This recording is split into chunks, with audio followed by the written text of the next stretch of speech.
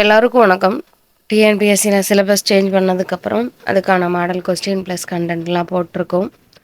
So Avvaiyar தொடர்பான content போடுதேன்னு சொல்லியிருந்தேன். அது பற்றின கண்டென்ட் வந்து செகண்ட் ஸ்டாண்டர்ட் தேர்ட் ஸ்டாண்டர்டில் இருக்கிறதுலாம் போட்டாச்சு. நம்ம சேனலில் இருக்குது, வேணால் போய் செக் பண்ணி பாருங்கள். இப்போ நம்ம கொஷின் போட்டுட்ருக்கிறதுல நெக்ஸ்ட் கொஸ்டின் பார்த்துடலாம். ஸோ இந்த கொஷினில் ஒரு 100 கொஸ்டின் இருக்குது. இதுவுமே ரொம்ப ரொம்ப ரொம்ப முக்கியமான கொஷின் தான். ஏன்னா ஃபஸ்ட்டு கொஸ்டினை பார்த்தாலே உங்களுக்கு தெரிஞ்சிருக்கும் அதோட மாடல் எப்படி இருக்குன்னு. ஸோ ஃபஸ்ட்டு கொஸ்டினோட மாடல் பாருங்கள். சந்திப்பிலேயற்ற வாக்கியங்களை கண்டறிக அப்படின்னு கொடுத்துருக்காங்க. கொஸ்டினோட மாடல் கொஞ்சம் சேஞ்ச் ஆகுது. இதுக்கு முன்னே பார்த்த கொஸ்டினை விட இது கொஞ்சம் பெட்டராக தெரியும்னு நினைக்கிறேன்.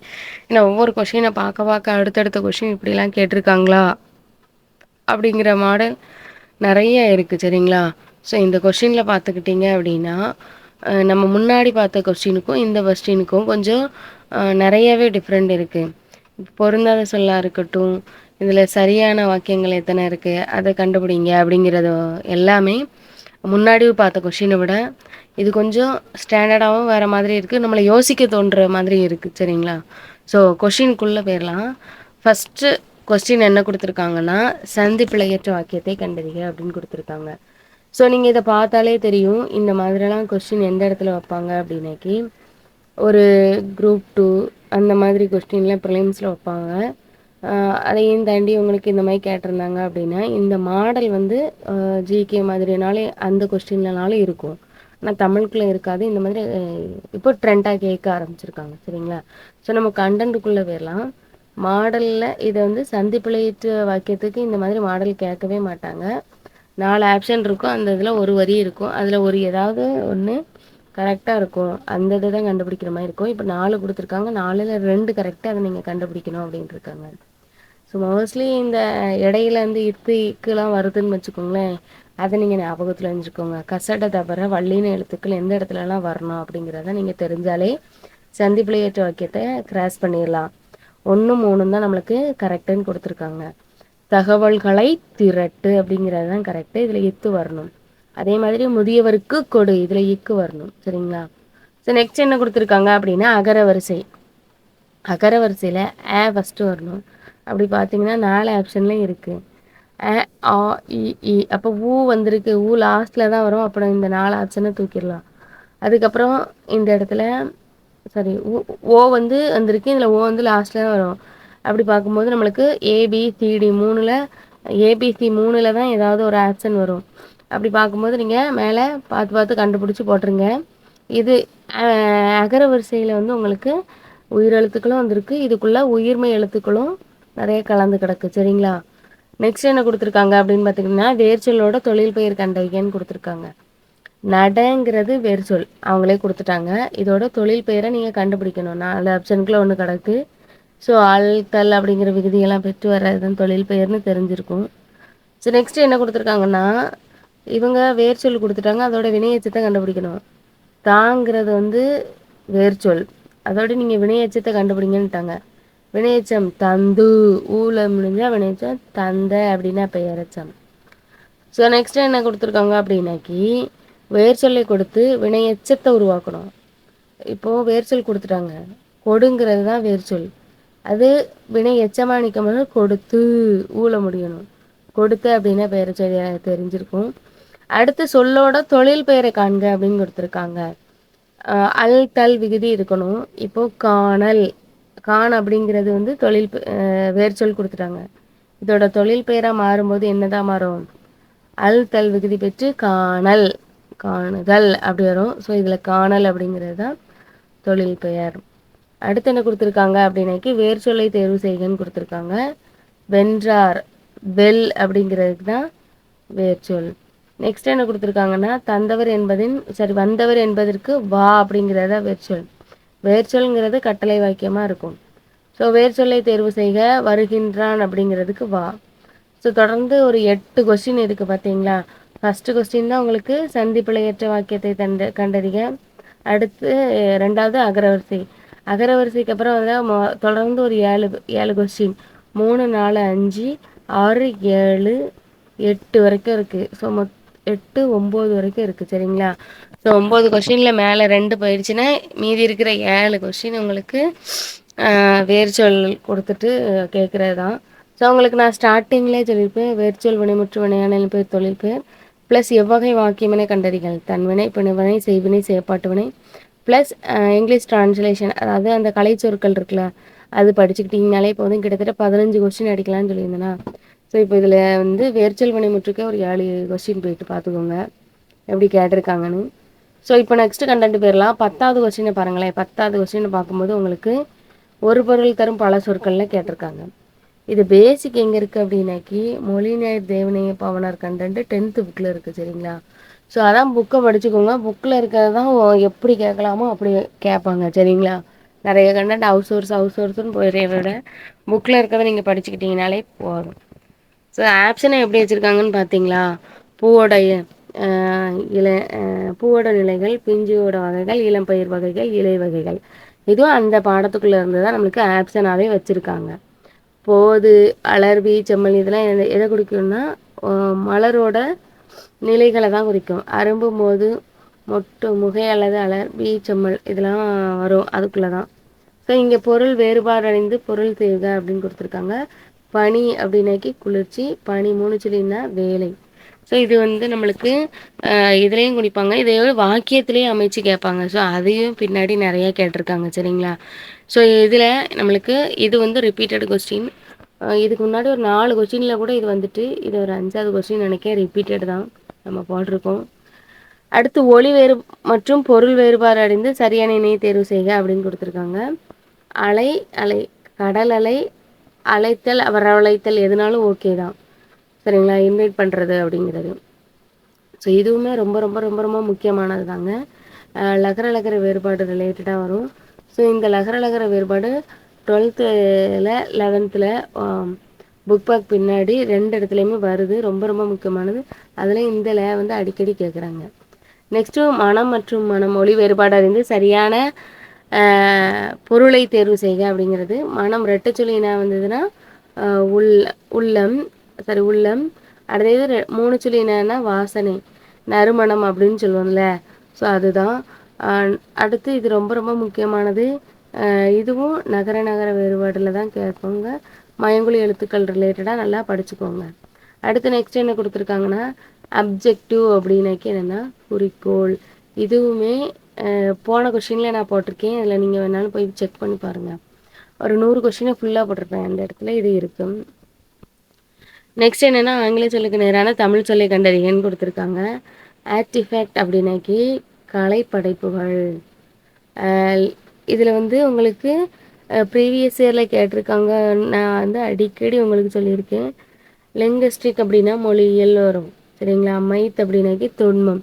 இந்த தொன்மம் ரிலேட்டடான கொஸ்டின் வந்து நிறைய கொஸ்டினில் கேட்டாங்க. உங்களுக்கு நான் சொல்லியிருக்கேன். நம்மளோட சேனல்லையும் போட்டிருக்கேன், வேணாலும் போய் பாருங்கள். சரிங்களா? ஸோ இது போக இந்த இடத்துல ஆங்கில சொல்லுக்கு நேரான தமிழ் சொல்ல வேறு நிறைய கண்டென்ட்டு எப்படிலாம் கேட்டிருக்காங்கங்கிறத அடுத்து வரும். கன்சியூமர் அப்படின்னாக்கி நுகர்வோர். சரிங்களா? இதுவும் அடுத்த கொஸ்டினில் ஆப்ஷனில் இருக்குது. மர்ச்சன்ட் அப்படின்னாக்கி வணிகர். அடுத்து கமாடிட்டி அப்படின்னாக்கி பண்டம். ஹெரிட்டேஜ் அப்படின்னா பாரம்பரியம். இதுவுமே உங்களுக்கு ரிப்பீட்டட் தாங்க. நான் ஸ்டார்டிங்கில் கொஸ்டின் போட்டிருந்தேன், அந்த இதில் வந்து தொடர்ச்சியாக இருந்துச்சு. சரிங்களா? ரீசெண்டாக இருக்கிறதுல இருக்காது. ஸ்டார்டிங் ஒரு 5 கொஸ்டின் 8 கொஸ்டின்குள்ளே போய் பாருங்கள், இது ரிப்பீட்டடாக இருக்கும். சரிங்களா? நெக்ஸ்ட் என்ன கொடுத்துருக்காங்கன்னா வினை மரபு கேட்டிருக்காங்க. அதில் நீங்கள் வந்து சரியானதை கண்டுபிடிக்கணும். வளவன் பழம் சாப்பிட்டான் அப்படிங்கிறதுக்கு வளவன் பழம் தின்றான்னு வரணும். சோறு தான் சாப்பிட்டான், சோறு உண்டான் அப்படிங்கிறது தான் கரெக்டாக வரும். ஸோ பழம் தின்றான். இப்போ வந்து பிழையை நீக்கி எழுதுகன்னு கொடுக்காங்க. இதில் வந்து குட்டிகளுக்கு ரிலேட்டடாக வரும். சரிங்களா?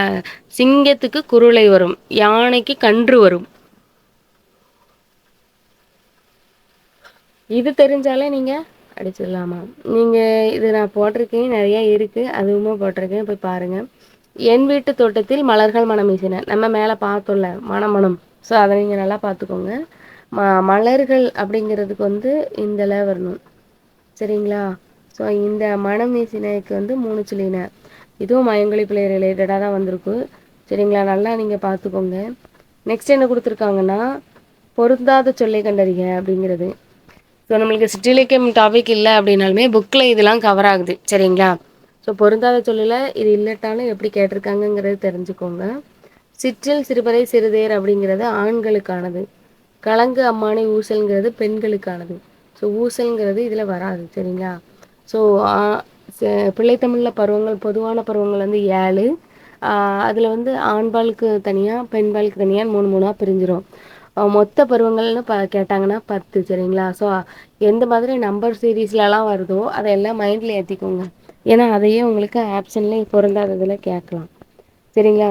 ஸோ இப்போ இந்த கொஷினை பார்த்துக்கிட்டீங்க அப்படின்னா, இப்போ இந்த எருதுகோள் எருதுகட்டு ரிலேட்டடாக இங்கேயும் கொஷின் இருக்கு. ஒரு பாக்ஸ் கண்டென்ட் கொடுத்துட்டு கேட்பாங்களா, அதுலேயுமே இந்த கண்டென்ட் வருது. சரிங்களா? ஸோ நல்லா பார்த்துக்கோங்க. இப்போ நம்ம இந்த இடத்துல என்ன கேட்டிருக்காங்கன்னு பார்த்துடலாம். எருதுகோள் எருதுகட்டி ஆதிச்சநல்லூர் அரிக்கமேடு பட்டிமன்றம் பட்டிமண்டபம். ஸோ இதை பார்த்தோன்னா உங்களுக்கு குழப்புற மாதிரி இருக்கா, எதனால இப்படி வச்சுருக்காங்கன்னு. ஸோ இப்போ பாருங்களேன், இது நெடிலு இது குறிலு, இது நெடிலு இது குறிலு, இது குறிலு இது நெடிலு. ஸோ நகர நகர வேறுபாடு கொடுத்துல ரிலேட்டடாக கேட்டுக்காங்க அப்படின்னு நீங்கள் பார்த்துக்கோங்க. ஆனால் இதில் வந்து வேறு எதுவுமே பொருந்துகிற மாதிரி இது இல்லை. மேபி இந்த கொஷின் என்ன மாடலில் கேட்டிருக்காங்கன்னு உங்களுக்கு தெரிஞ்சால் நீங்கள் கமெண்டில் சொல்லுங்கள். சரிங்களா? இது ரொம்ப ரொம்ப டிஃப்ரெண்ட்டாக கேட்ட கொஸ்டின். சரிங்களா?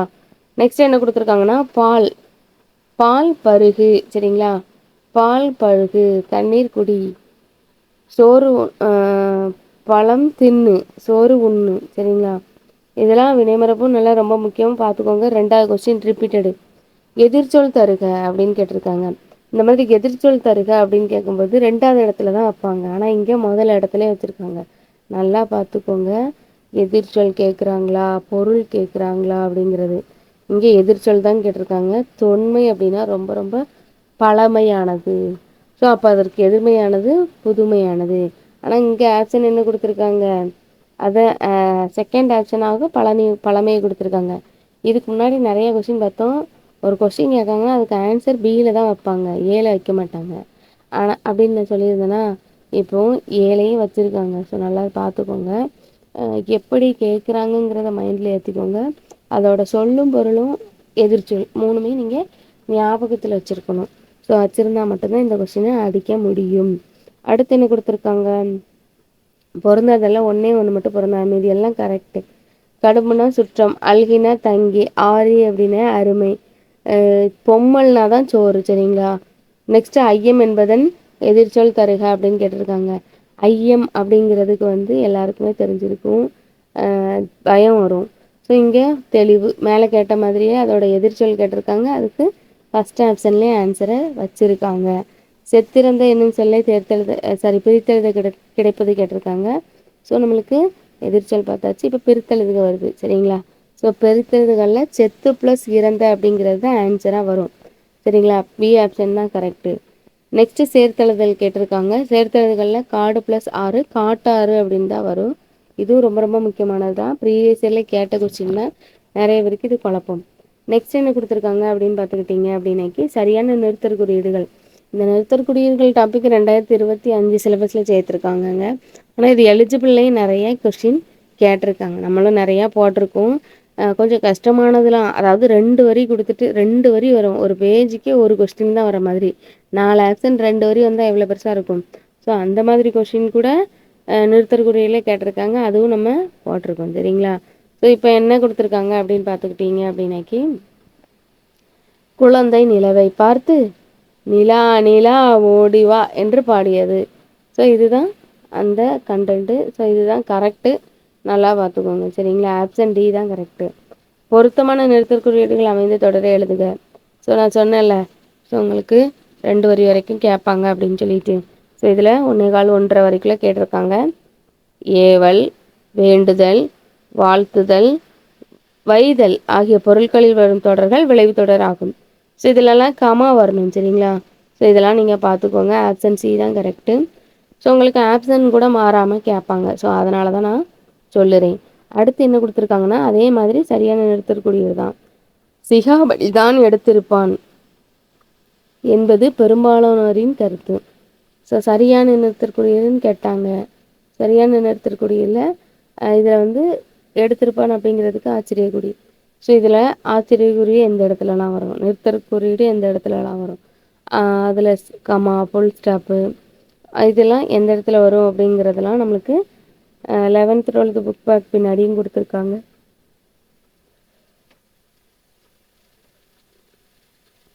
அடுத்து 31வது கொஷின், ஊர் பெயரின் மருவை கண்டறிக அப்படின்னு கொடுத்துருக்காங்க. உதகமண்டலத்துக்கு தான் உதகை வரணும். சரிங்களா? அடுத்து நாகப்பட்டினத்துக்கு நாகை, அதான் கரெக்டு. அடுத்து கீழ்கண்டவற்றுள் மருவை கண்டறிக அப்படின்னா புதுச்சேரிக்கு புதுவை. சரிங்களா? புதுக்கோட்டைக்கு தான் புதுகை. அடுத்து என்னன்னா பிறமொழி சொற்களுக்கு இணையான தமிழ் சொல் கேட்டிருக்காங்க. சந்தோஷம் அப்படின்னா மகிழ்ச்சி அப்படிங்கிறது தான் கரெக்டு. ரொம்ப ரொம்ப முக்கியமானது, நீங்கள் பார்த்துக்கோங்க. எக்ஸ்பிரிமெண்ட் அப்படின்னாக்கி சோதனைன்னு கொடுத்துருக்காங்க. இதுக்கு பரிசோதனை வருமா சோதனை வருமா, உங்களுக்கு டவுட் இருந்துச்சுன்னா நீங்கள் கமெண்டில் போடுங்க. நெக்ஸ்ட் இந்த கண்டென்ட் வந்து எந்த ஸ்டாண்டர்டில் இருந்தது அப்படின்னாலும் நீங்கள் சொல்லலாம். இதில் வந்து பிளாப் அப்படின்னா ஐவகம். அடுத்து என்ன கொடுத்துருக்காங்கன்னா பிறமொழி சொற்களுக்கு இணையான தமிழ் சொல் அப்படின்னு கேட்டிருக்காங்க. இது நம்மளோட தமிழர்களோட கப்பற்கலை கட்டுமான ரிலேட்டடாக கண்டென்ட் கொடுத்துருப்பாங்க, அதில் தான் இது இருக்கும். ஸோ இதில் தொங்கான் அப்படிங்கிறது வந்து கப்பலை குறிக்கும். சரிங்களா? ரொம்ப ரொம்ப முக்கியமானது. இதில் நீங்கள் பார்த்தாலே தெரியும், வேறு எதுவுமே வராது, இடையில கேட்டிருக்காங்க. நெக்ஸ்ட்டு எழுது என்னும் வேர் சொல்லின் வினைமுற்று சொல்லை கண்டறிக அப்படிங்கிற கேட்டிருக்காங்க. எழுதினால் முடிஞ்சுது.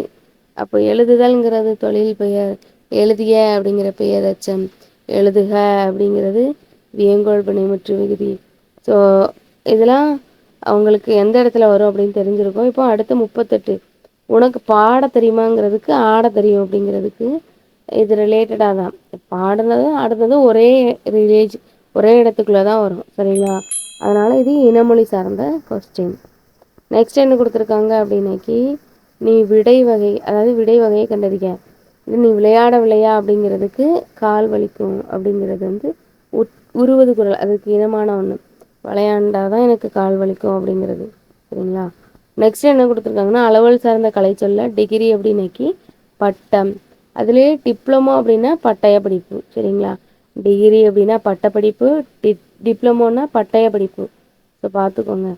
நெக்ஸ்ட் என்னென்னா அலுவல் சார்ந்த கலைச்சொல், இது ரொம்ப ரொம்ப ரொம்ப முக்கியமானது தான். சரிங்களா? வாலியண்டியர் அப்படின்னாக்கி தன்னார்வலர். சோசியல் ரிஃபார்மர்னா சமூக பணியாளர். ட்ரஸ்ட்னா அறக்கட்டளை, கன்சியூமர்னா நுகர்வோர். மேலே பொறுத்துகள் வச்சுருந்தாங்களா, அங்கே ஆப்ஷனில் இருக்குன்னு சொன்னீங்கன்னா 41வது கொஸ்டினில் இருக்குது. அடுத்து அலுவல் சார்ந்த கலைச்சொல்ல ஃபைல் அப்படின்னாக்கி கோப்பு. சரிங்களா? அடுத்து என்னென்னா ஸ்டாம்ப் பேட் அப்படின்னா மைப்பொதி. அடுத்து கலைச்சொற்களுக்கான பொருளை தேர்ந்தெடுத்து எழுதுக. இன்ஃப்ராரெட் ரேஸ் அப்படின்னா அகச்சிவப்பு கதிர்கள். அல்ட்ராவயலட் ரேஸ் அப்படின்னா புற ஊதா கதிர்கள். காஸ்மிக் ரேஸ்னா விண்வெளி கதிர்கள். அடுத்து என்ன கொடுத்துருக்காங்கன்னா உள்ளங்கையின் நெல்லிக்கனி போல ஊமையான பொருள் என்ன? இது ரொம்ப ரொம்ப முக்கியமானதுங்க. ஊமைக்கான பொருள் வந்து தெளிவு. அடுத்து நெக்ஸ்ட் ஊமையால் விளக்கப்படும் பொருத்தமான பொருளை தேர்ந்தெடுத்து எழுதுக. உயிரும் உடம்பு போல அப்படிங்கிறது வந்து ஒற்றுமை, ரெண்டு இணையாக இருக்கா? ஸோ அதை தான் அதில் கொடுத்துருக்காங்க. ஸோ இதில் ஊமையால் விளக்கப்படும் பொருத்தமான பொருளுக்கு 4 ஆப்ஷன் இருக்கலாம். ஸோ அதை நல்லா பார்த்துக்கோங்க. சரிங்களா?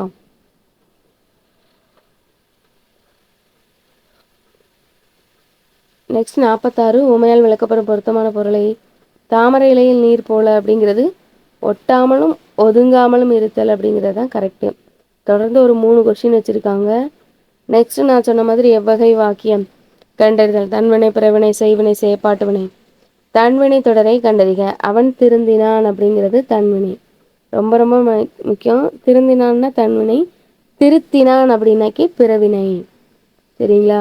அதே மாதிரி தன்வினை தொடர் தான் கேட்டிருக்காங்க.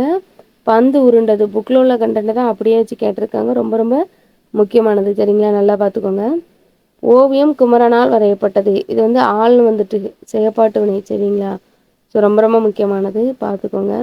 தொடர்ந்து ஒரு 3 கொஸ்டின் கேட்டிருக்காங்க எவ்வகை வாக்கியத்தில். அடுத்து என்ன கொஸ்டின் கொடுத்துருக்காங்கன்னா விடைக்கேற்று வினாவை தேர்ந்தெடுத்து எழுதுக. துவாமை என்னும் சொல்லின் பொருள் வறுமை. இப்போ துவாமை என்னும் சொல்லின் பொருள் யாது அப்படிங்கிறதான் கொஸ்டினாக வரும். சரிங்களா? இதுதான் நம்ம கொஸ்டின் விடைக்கேற்ற வினாமைக்க. நெக்ஸ்ட்டு நம்மளுக்கு வந்து இதே கண்டென்ட் தான் ரிப்பீட்டட் ஆகுது. ஸோ இது போக நம்ம பணி பார்த்தோமா, ஸோ அதெல்லாம் இதில் இருக்குது. ஸோ பார்த்துக்கோங்க. இரு சொற்களோட வேறுபாடு எல்லாம் கேட்டிருக்காங்க. ஸோ நீங்கள் பார்த்துக்கோங்க, சரிங்களா?